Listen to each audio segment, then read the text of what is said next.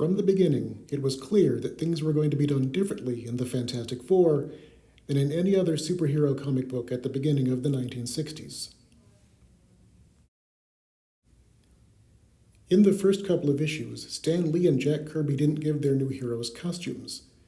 The FF were openly superhuman, with no secret identities.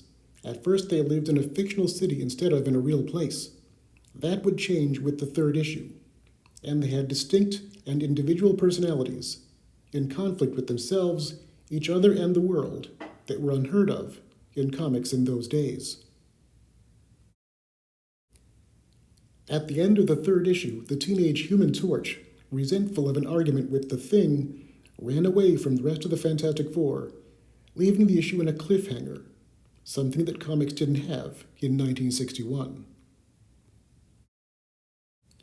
This is the story of what Johnny Storm discovered while hiding out from his teammates, something that would affect the future of the Fantastic Four and the world.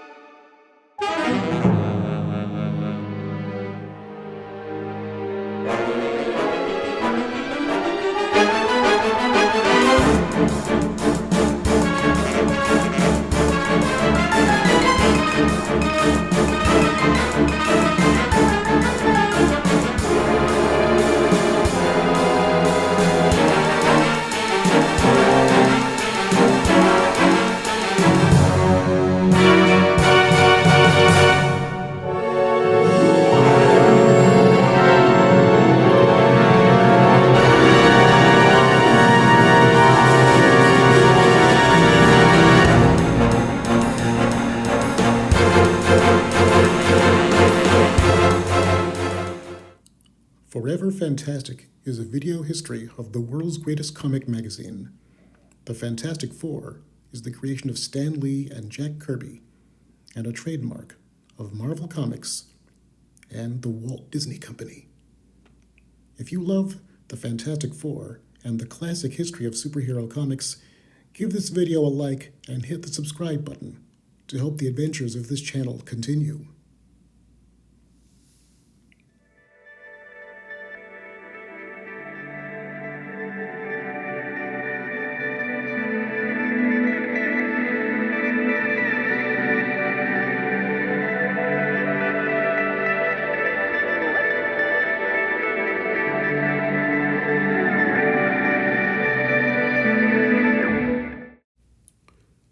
On the cover of Fantastic Four number 3, Stan Lee did a bold and outrageous thing.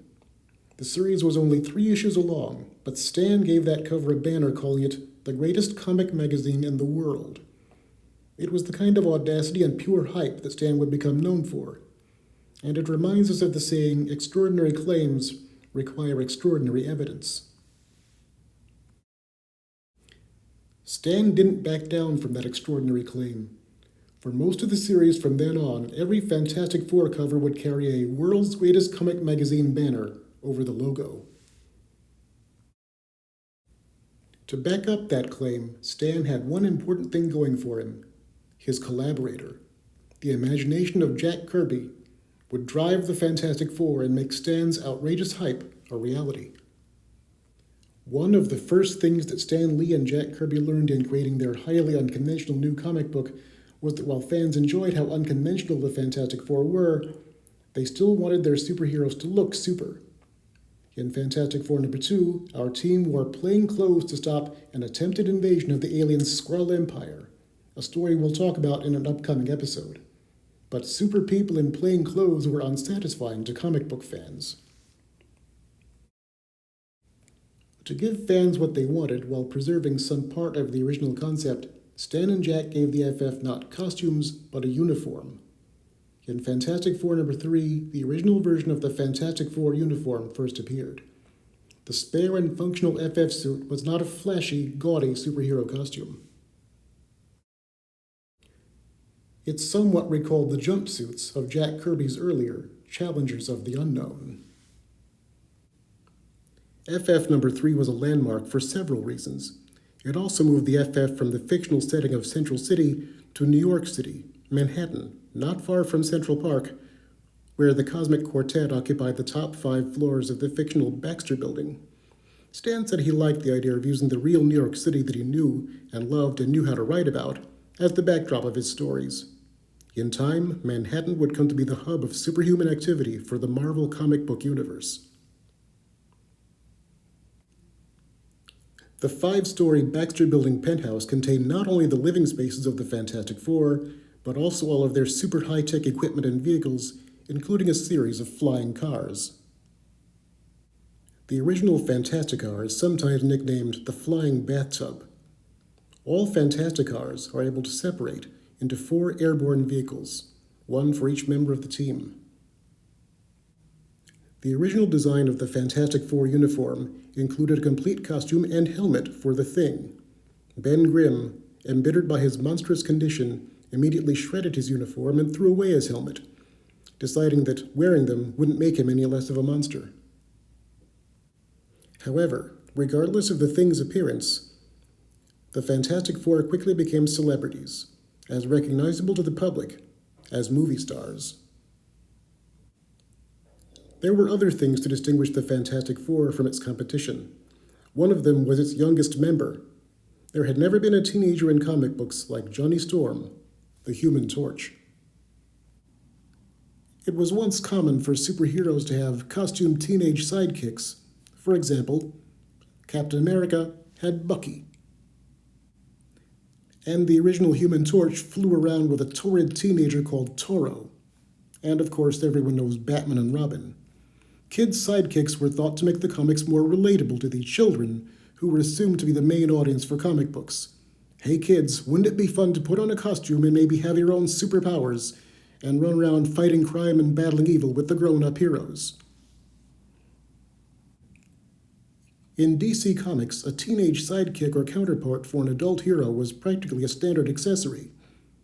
Kid Flash for the Flash, Aqualad for Aquaman, Speedy for the Green Arrow.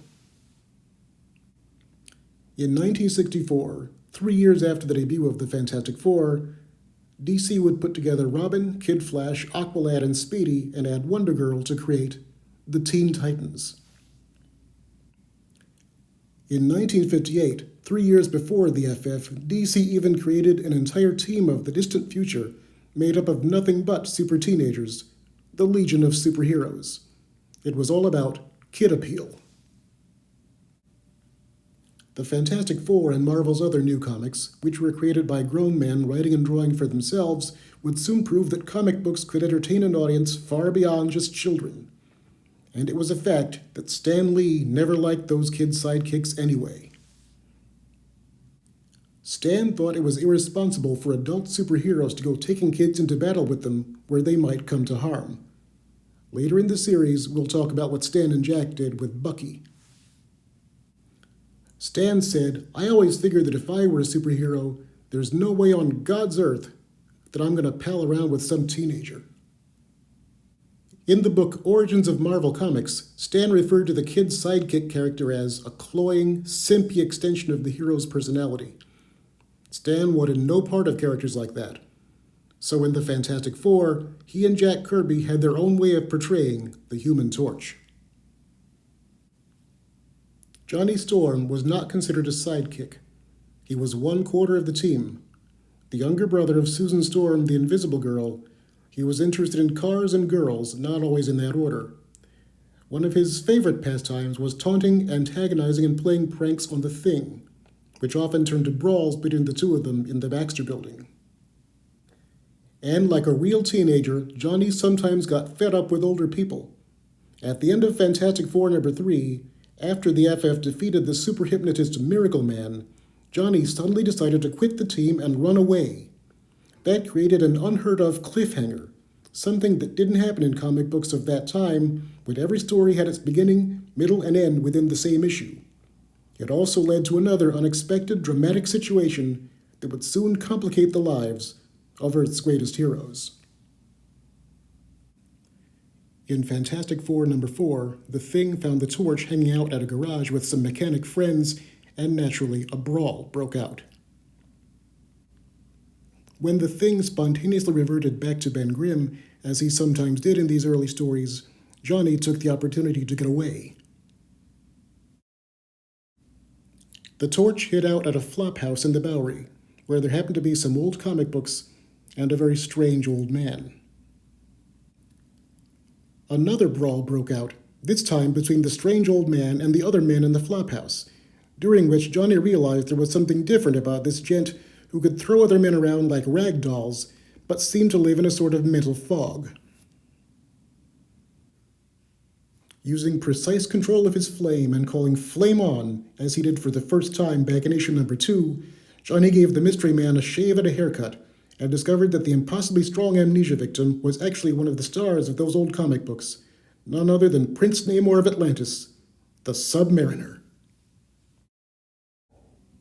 The Submariner is one of the original superheroes, first appearing along with Johnny Storm's predecessor, the Golden Age Human Torch, in Marvel Comics number 1 from Timely Comics in 1939. Depending on the story, Prince Namor can be either a dangerous hero or a noble antagonist, the original comic book anti-hero. Namor is the creation of artist and writer Bill Everett, who named his character by spelling the word Roman backwards. The Submariner is a hybrid of two different races. His father was the sea explorer Captain Leonard Mackenzie. His mother, Princess Fen, was one of the aquatic, water-breathing race of Atlantis. During the 1940s, Namor was both an enemy and an ally of his father's world. His attacks on New York City for supposed transgressions by surface people and his battles with the Human Torch are the stuff of legend. At one point, the Submariner actually unleashed a tsunami on Manhattan. But upon realizing that the Nazis and the Axis powers were a threat to the entire world, the Submariner joined the Allied team, the Invaders, and battled for freedom alongside Captain America, the Human Torch, and other heroes. After the 1950s, the Submariner mysteriously disappeared, only to be discovered by Johnny Storm, the new Torch, as an amnesia-stricken homeless man. What the Torch did next would set in motion the Fantastic Four's greatest challenge yet. But first, let's talk about this character from Timely Comics suddenly appearing in Marvel Comics. It brings up an interesting point about comic book storytelling. As we've seen, Marvel Comics was originally Timely Comics, and the heroes of Timely Comics were among the original archetypes for superheroes as we know them. DC Comics, originally known as National Periodical Publications, was also the home of many of these characters, including Superman, Batman, and Wonder Woman. But Marvel and DC had very different ways of treating their respective histories. It's worth looking at in order to put the reappearance of the Submariner in context. The Silver Age of comics began with the revival of The Flash in Showcase number 4, 1956. It was marked by the appearance of new space-age versions of Golden Age heroes, who reflected the growing importance of science in modern life. The arrival of those new heroes didn't mean their predecessors were forgotten. A generation of readers had grown up with them. One of the most important moments of the Silver Age was the story in which Barry Allen, the Flash, met his predecessor. In September 1961, the Fantastic Four had only been around for about a month when DC released The Flash number 123, The Flash of Two Worlds. Barry Allen, the Silver Age Flash, learned that there was a parallel world where an older Flash, Jay Garrick of the Golden Age, was still an active hero. The two Flashes became friends and teamed up, setting a precedent for other Silver Age DC heroes to meet their own Golden Age counterparts. Soon, these two worlds, inhabited by different generations of heroes, became the basis for an annual team-up of the Justice League of America with the earlier Justice Society of America, in which the heroes of the different teams traveled between their different Earths and met dangers to both their worlds. Ironically, the Flash lived in a place called Central City. The original home of the Fantastic Four was another fictional Central City, but they soon moved to a Manhattan modeled on the real one. Let's see what Marvel did with the Submariner. Stan and Jack brought in a hero from the previous generation as well, but they did it differently. The Submariner had not been seen in print since 1955, during the period when Timely Comics became Atlas Comics. For his first appearance in the new Marvel Comics, Stan and Jack did not put him on a parallel Earth like the Golden Age Flash and the Justice Society at DC. Instead, the Submariner was a historical figure, someone from the previous generation of the same world where the Fantastic Four lived. That made Timely Comics and Marvel Comics one world with one historical timeline connecting them. Timely was effectively the backstory of Marvel. Now, the way they treated their histories was another distinction between DC and Marvel. Neither way was right or wrong, but it was a major difference. To restore Prince Namor's memory and powers, Johnny carried him out over the sea and dropped him in. It worked. Being in the ocean again, the Submariner returned to his true self. But when he quickly swam back to Atlantis, he found it in ruins and his people gone. Namor blamed human atomic testing for the destruction. Some years later, the story would be changed. It would be revealed that an evil telepath called Destiny had destroyed Atlantis, driven out its people, and wiped the Submariner's mind, leaving him to wander the streets of New York without an identity. But that part of Namor's memory was still missing, and he went back to his old instincts and assumed that land-dwelling humans were responsible. And so, rather than being grateful to the Torch, the Submariner became once again the enemy of mankind and the Fantastic Four. The Torch sent up the signal to call the rest of the FF. Meanwhile, for his next act, Namor awakened a sea monster called Giganto and sent him to attack New York. After being exposed to a chemical smokescreen from Reed, Giganto fell into a stupor once he came ashore. This gave the Thing a chance to carry a bomb on his back into the mighty creature's mouth, fighting off a creature that Giganto had swallowed.